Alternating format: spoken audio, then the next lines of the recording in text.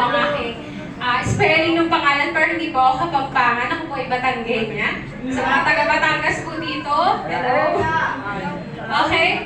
Angel na lang po for short. Ayan.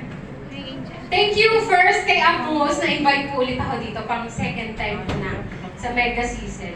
Bakit kaya? Pero thankful pa rin ako. Kasi masarap sa pakiramdam na nakakapag-share po tayo sa iba. Okay po. Ano ba yung journey ko dito?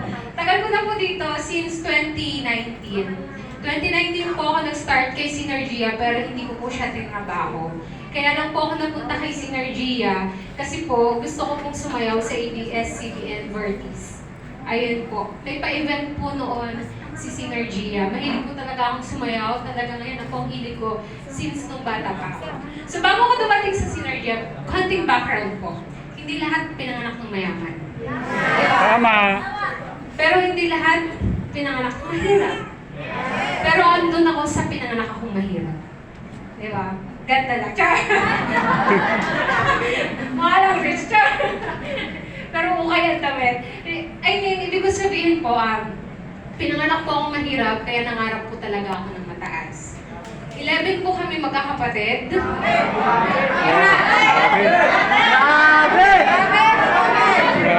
So, kulang ka. Nakunan pa ata ng 3. Tatlo, 4 pa ata. Magkakapatid yung nanay ko, 16 sila. Talagang lahi. Buti hindi ako nalahian. So yun, kidding aside, 11 po talaga kami magkakapatid. Pangatlo po ako sa panganay. Sana sa konting talk ko po dito, ma-motivate ko po kayo. Wala po sa edad, magkabata, mapamatanda. Ako po, very thankful po ako na nagbigay kayo ng time. Kahit anong oras na nandito po kayo, nag-stay po kayo. Yung number 1 lang na pag-stay nyo po dito, sobrang grateful na po nun. Kasi ibig sabihin gusto nyo po matuto. Ano pa po, yung iba binabagyo.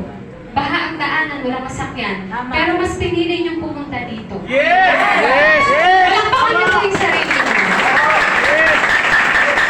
Ang tawag po doon, commitment. Pag may commitment po kayo sa isang bagay, yung gusto nyo makuha, makukuha nyo po yun. Pero hindi madali. Marami pong tinik, marami pong bubog. Yes. Isa po yan sa part na naging journey namin dito kay Synergia. Lahat po tayo, dumaan talaga sa mahirap. May mahirap, may mayaman. Ako po, nagkatulong po ako, elementary.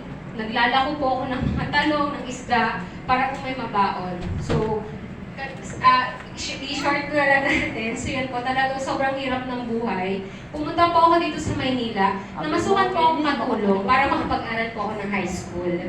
So yun po, hanggang makagraduate po ako ng high school, katulong po ako. After po nun, nag-work po ako sa Chowking. Kaya kung napansin niyo po kanina, working student po ako nun, college po ako, na nag-work po ako. Kaya saludo po ako